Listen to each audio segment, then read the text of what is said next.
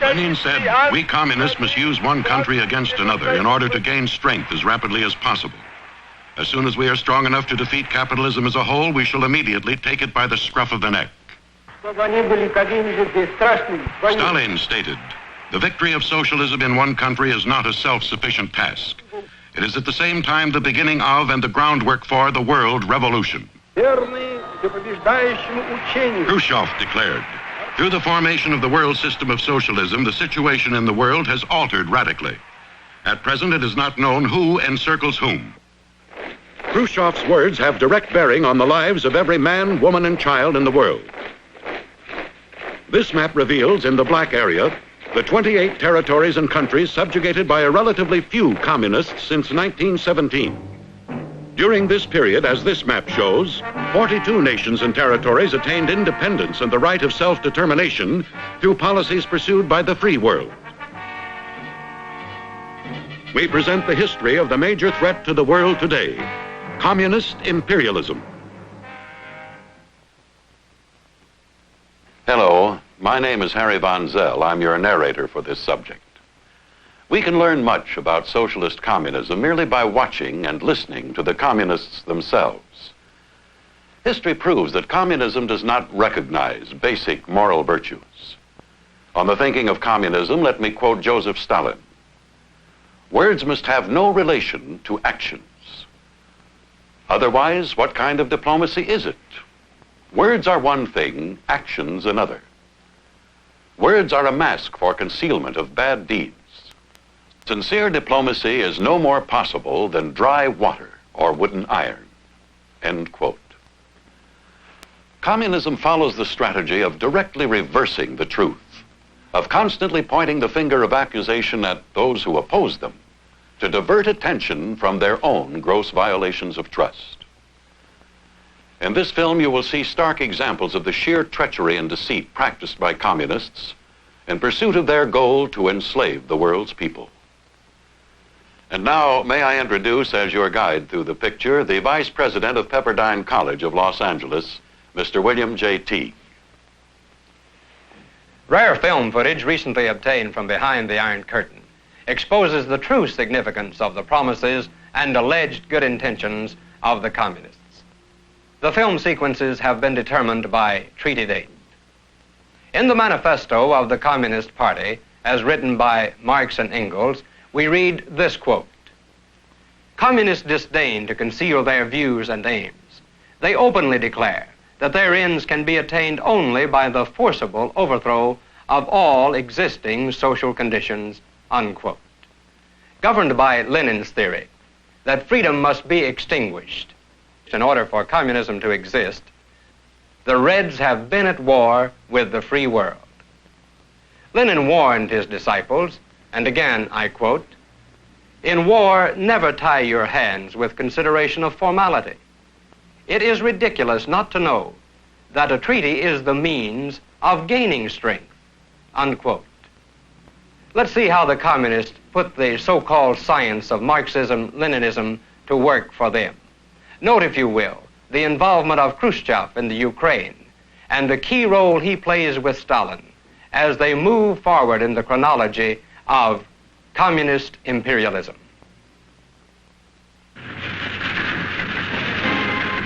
In 1939, the question of war or peace to a great extent depends on the Soviets. Stalin negotiates with France and England on a common anti-Hitler front, and at the same time he is negotiating with Hitler on a non-aggression pact. Nazi Germany's Foreign Minister von Ribbentrop comes to Moscow to confer with Maxim Litvinov, Soviet Commissar of Foreign Affairs, regarding the agreement.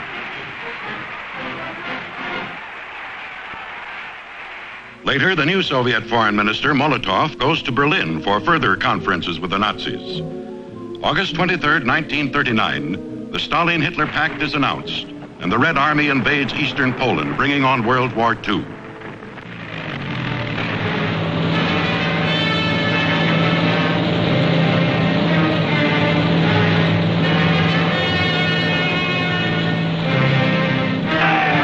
Communist fifth columnists come out of hiding, ready to do their part in consolidating the takeover. These are some of the 250,000 prisoners of war being sent to Russia. Later, in 1943, the discovery of a mass grave of some 15,000 Polish officers and intellectual leaders executed by the Reds in the Katyn forest near Smolensk is announced.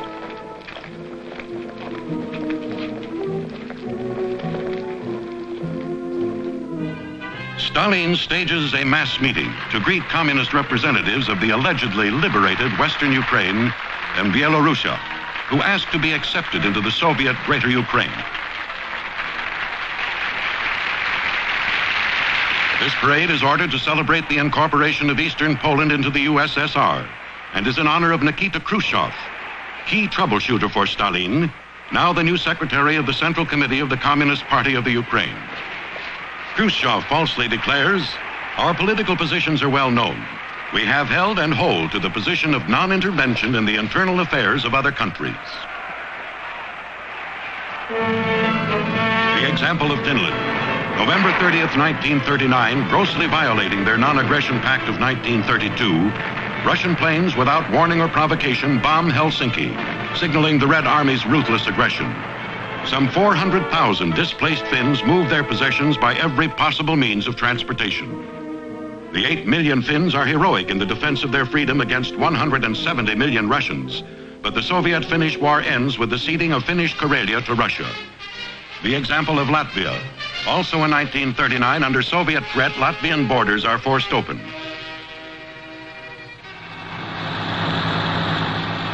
On promise of friendship, Moscow gets bases. On June 16th, 1940, the Soviets issue an ultimatum: submit to occupation or be attacked. On June 17th, the Red Army, in direct violation of previous treaties, moves in to complete the occupation of Latvia. From Russia, to initiate the new order, comes Andrei Vyshinsky to appoint a puppet government.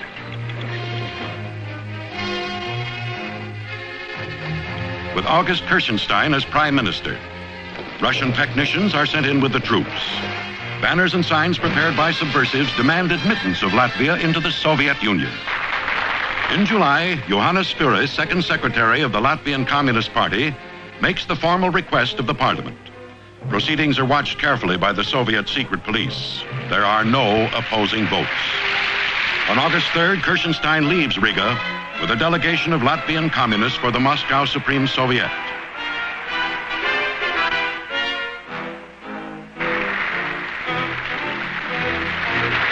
Stalin and company applaud the Latvian communist delegates. In the background is Marshal Timoshenko. Kirchenstein petitions for acceptance of Latvia as a Soviet state. In addition to Stalin are Khrushchev, Molotov, Mikoyan, and Kaganovich. Kirchenstein speeds home to be welcomed by Soviet troops, his new guard of honor. The red flag flies over Latvia. We are reminded of an item in Molotov's speech to the Supreme Soviet in 1939. Quote, "The nonsensical talk about the Sovietization of the Balkan countries, as some of organs of the foreign press charge, is only to the interest of our common enemies. The new constitution sent from Moscow guarantees freedom from unreasonable arrest," unquote. However, enough reasonable charges are found to send thousands of Latvian men, women, and children to slave labor camps in the Soviet Union.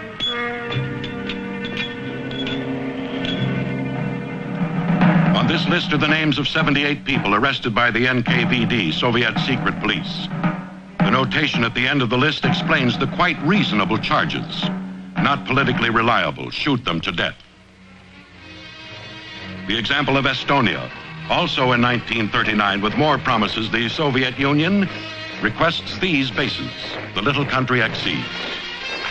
In June of 1940, the Red Army invades Estonia on the pretext that Soviet soldiers stationed there have not been assured proper security. Less than a month later, a new Communist Constituent Assembly holds its first session. Key communists indoctrinated in special schools in Moscow exhort the populace to accept the party as their masters. Typically, a vote of confidence for the one-party ticket is ordered. Another victory parade for a new Moscow-approved puppet government. Estonia succumbs to communist imperialism. The example of Romania, June 28, 1940. leftist underground workers who prepared the way welcomed the invasion of the Red Army into Romania. Russia demands Bessarabia and northern Bukovina. Romania is powerless to resist. Romanian soldiers are evacuated to slave labor camps in the Soviet Union. The red flag flies over eastern Romania. Stalin's advance agents Khrushchev and Commissar of Defense Timoshenko organized the local communists. Khrushchev congratulates the Romanians on their liberation and assures them, quote, "The Soviet government does not pursue the aim of changing the social systems existing in Romania," end quote. As you just witnessed, the communists took Lenin at his word that a treaty is the means of gaining strength. Beginning with the first treaty by the Soviets in 1920, the communists recognized the independence and made alliances with their neighbors to gain time in order to marshal the resources and energies of the 170 million Russians to build a powerful military force. When they felt they were strong enough, they systematically and immediately gobbled up their neighbors. The Reds found that in most cases, just the threat of Soviet power was enough to gain their ends. Karl Marx, one of the original architects of the communist theory, said, and we quote, "The Russian bear is certainly capable of anything, as long as he knows the other animals he has to deal with are capable of nothing," unquote. Communist imperialism was on the march when these things happened. On June 22, 1941, Hitler, without warning, turns his forces against his pact partner, Stalin.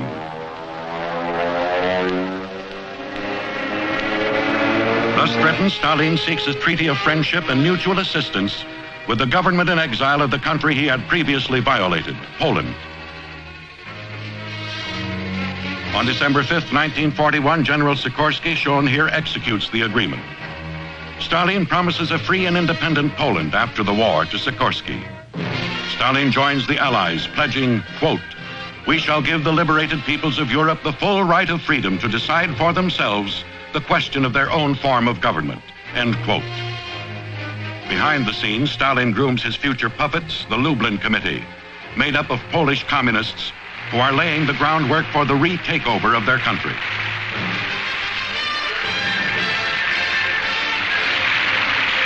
The war is over, and with Red troops on Polish soil, Polish communists sign a pact with the Kremlin on August 15, 1945. Molotov signs for the USSR.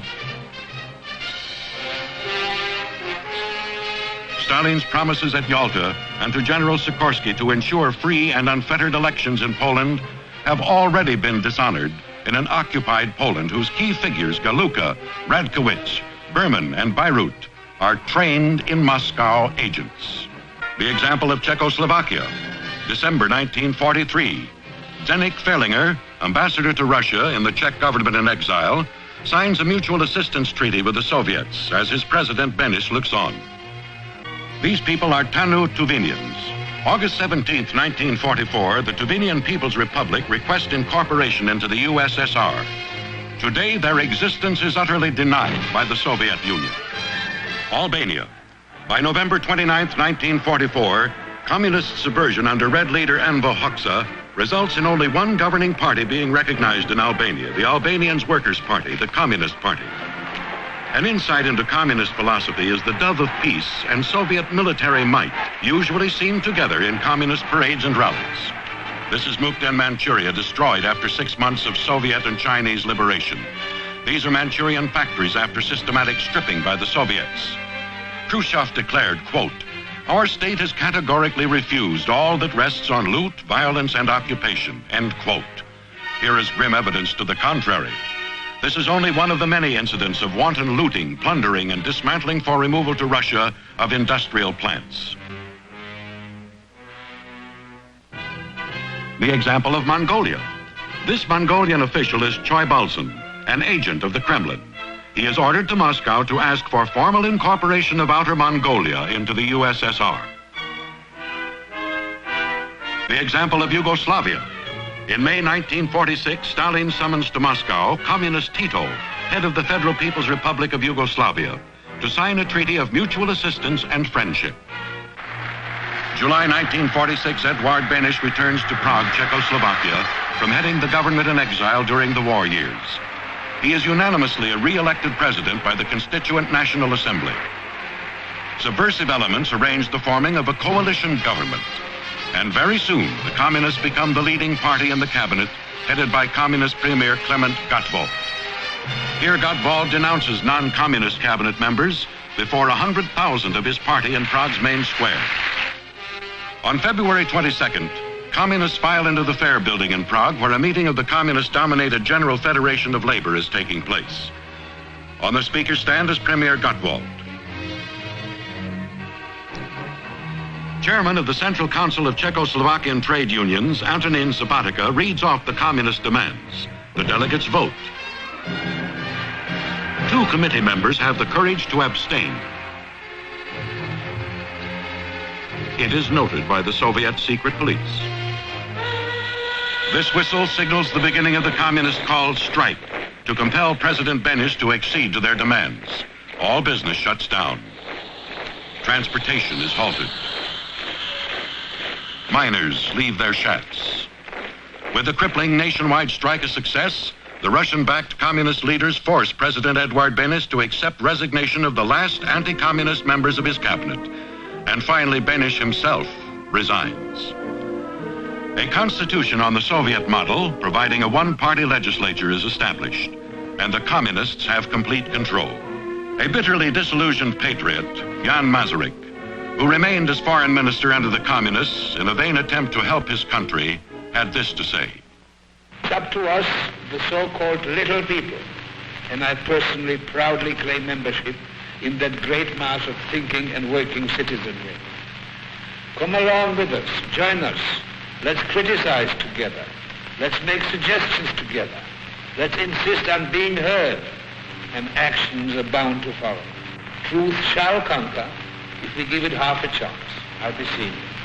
2 weeks following the communist takeover in Czechoslovakia, Jan Masaryk leaps to his death from a Prague hotel after realizing the futility of trying to do business with the communists. Former President Beneš, who also learned this lesson, dies a year later of a broken heart. The stage set, Stalin beckons his Romanian puppets to Moscow for the usual formalities of requesting acceptance into the Soviet. Dr. Peter Groza, head of the communist-led coalition government, arrives with Romanian Communist Party leaders George Udej and Anna Poker.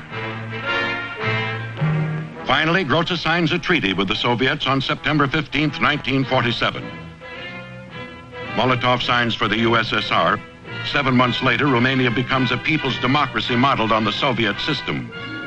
Khrushchev's promises of keeping the status quo was nothing more than Soviet diplomacy. Words are one thing, actions another. Berlin. Following World War II, communist puppet William Pieck strengthens Stalin's grip over East Germany. June 17, 1953, the people of East Berlin rise in revolt against their red masters, demanding free elections. Nearly 100,000 angry people staged the first great popular rebellion inside the Iron Curtain. And part of the Iron Curtain is torn up. Every hated communist emblem is put to the torch. After 1 day of freedom, Russian military might quells the surging crowds.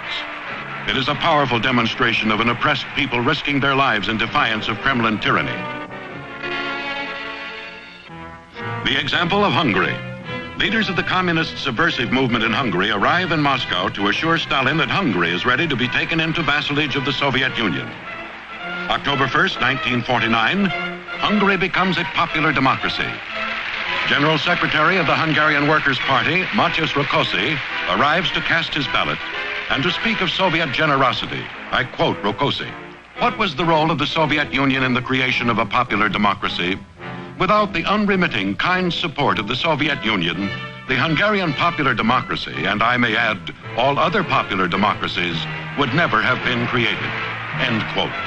Harping on capitalist imperialism, the Reds satirize alleged warmongers. In 1956, the world learned the meaning of the unremitting, kind support of the Soviet Union. Russians, go home. The Hungarian people are in revolt. They succeed in overwhelming the Red forces and hold the upper hand for a few days.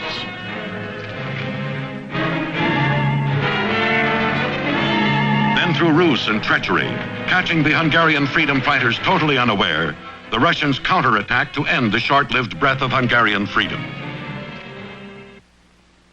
In view of the acts of subjugation which we have just witnessed, supervised by Khrushchev, it is difficult to understand this quote from Stalin.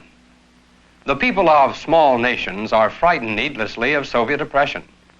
If the Soviet Union would undertake to oppress or influence small nations, it would betray the ideology of Lenin, unquote.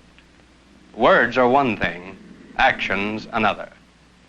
Lenin advised his followers, and I quote, "In the last analysis, the outcome of the struggle will be determined by the fact that Russia, India, China, and so forth, constitute the overwhelming majority of the population of the globe," unquote.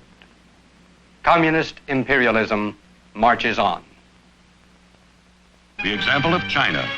1945, Molotov signs a treaty of friendship and mutual assistance with Chiang Kai-shek's nationalist representative. As this treaty is being signed, Stalin is aiding and abetting Mao Zedong's Chinese Communist guerrilla army against the nationalist Chinese. In Chongqing, January 1946, General Cheng Chung of the Chinese nationalists and General Chu Enlai of the Communist forces meet with the United States General Marshal for a conference which culminates in the signing of a truce to cease the civil war between the nationalist government and communist guerrilla forces under Mao. It appears that Chu Enlai is having the last laugh. The Chinese communists, having gained time to build their strength, violate the truce and sweep over China.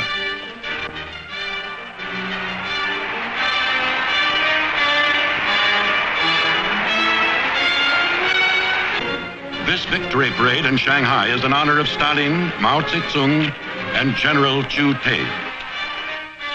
A 50-year treaty between Red China and Russia is signed by Red China's Foreign Minister Chu Enlai in the presence of Stalin, Molotov, Voroshilov, Mikoyan, Khrushchev, and Mao. Vyshinsky signs for the Soviet Union. Stalin and Mao witnessing. The example of Korea. World War II ends with the northern part of Korea in the hands of Soviet troops. United States and Soviet representatives meet in Seoul to reach agreement on unification for Korea. But it becomes clear that the Russians, under General Redzikov, are not interested in a free, united Korea, but are determined to bring the entire country under communist domination. Koreans north of the 38th parallel, the boundary line between free and communist-held Korea, hearing of the liberty and prosperity existing below the line, come in thousands to the new republic, fleeing the autocratic Communist People's Republic. In June 1950, unprovoked and without warning, a ruthless, bloody invasion of South Korea was launched by North Koreans.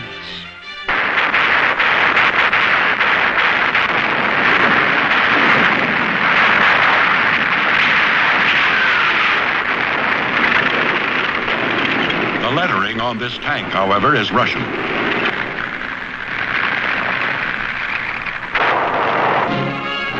The United States acts quickly to check the Red aggression.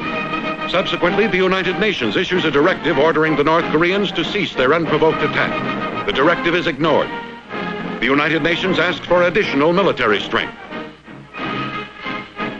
Red China enters the war, allying herself with the North Koreans. Military setbacks and rising world indignation prompt Stalin to direct Mao to initiate peace talks in Korea.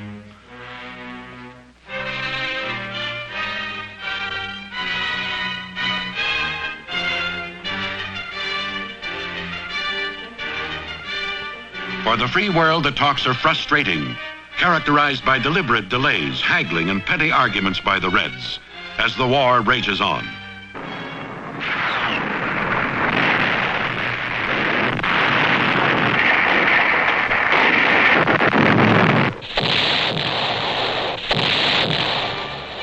Finally, Mao is recalled to Moscow by Stalin, where he is met by Molotov. And this time, Mao is ordered to conclude a peace. At Panmunjom on July 27, 1953, after 3 years of conflict and negotiation, agreement is reached. Lieutenant General William J. Harrison of the United States signs for the United Nations. The North Korean Lieutenant General Name II affixes his signature. The truce accomplished, these North Korean communist leaders are called to Moscow to receive instructions in carrying out a Cold War. Red Chinese troops, relieved from the Korean front, were transferred to Southeast Asia to lead wars in Vietnam and Laos. These wars were described by Khrushchev as, quote, revolutionary wars. These are not only possible, but inevitable, and will continue to get communist support. Khrushchev describes the Cuban situation as people's wars of liberation and sacred wars. Communists must not only support such wars, but lead them. Khrushchev points out, and we quote, where transition to communism meets no determined resistance, it can be brought about peacefully. Otherwise, communists must encourage armed uprising and civil wars, end quote. There was no determined resistance to communism in British Guiana. The example of Georgetown, British Guiana, 1953. International communist intrigue smolders here. Britain charges a red plot as threatening the government. Accused of this conspiracy are Chetty Jagan and his wife, heads of the People's Progressive Party. Communist propaganda literature is confiscated, but the communists had their foot in the door. By 1961, Communist Premier Chetty Jagan controls British Guiana. The example of Vietnam. July 21st, 1954 at Geneva, French General Deldier signs a ceasefire agreement with Viet Minh General Pom. Others taking part are Russia's Molotov and Viet Minh Foreign Minister Phan Van Dong. Negotiations between Red China's Chu En-lai and French Premier Mendes France achieves an armistice, which brings to an end 7.5 years of fighting in Indochina. The French flag comes down.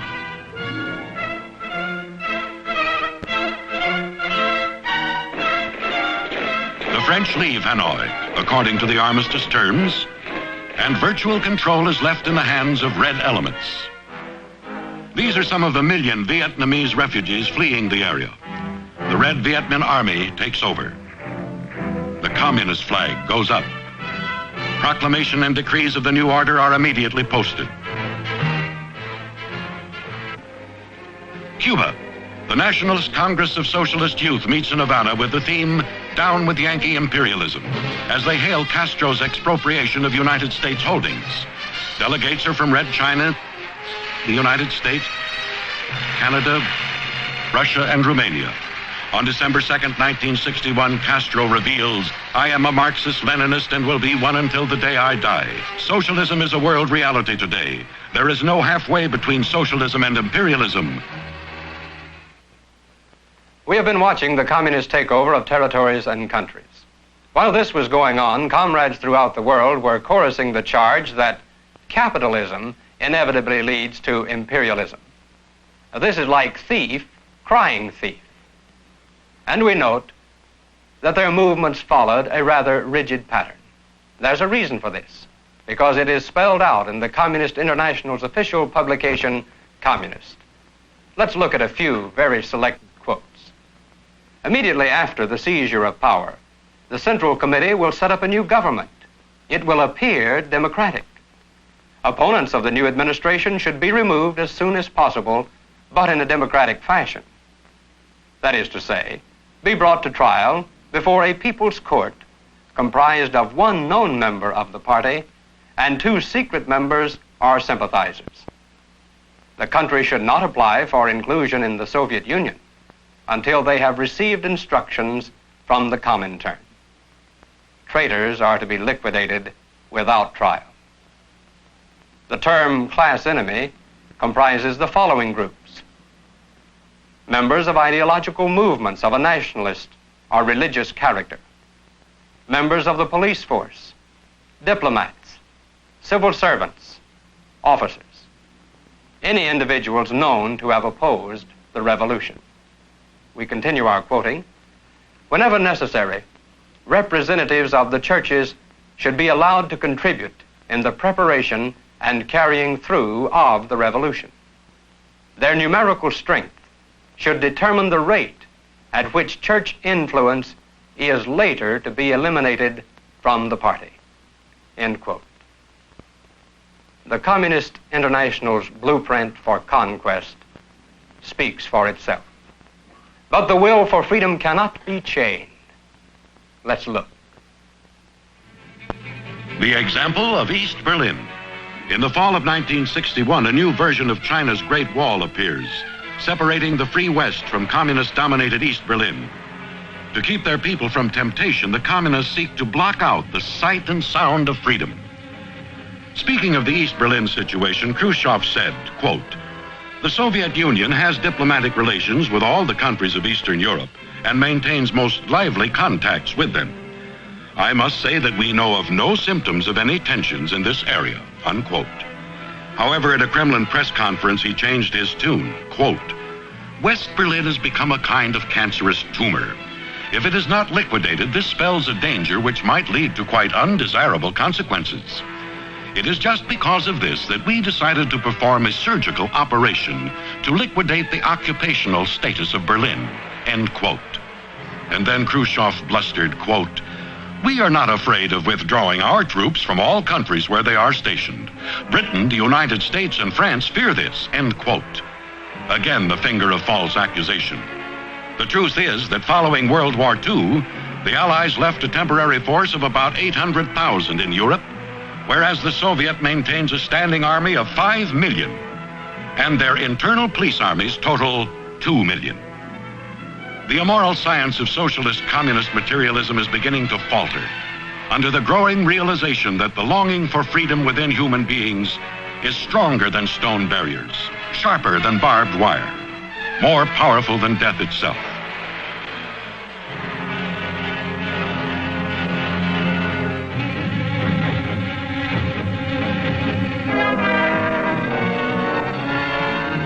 Here is a grim tug of war. East Berlin secret police are attempting to pull this woman back up into communist captivity.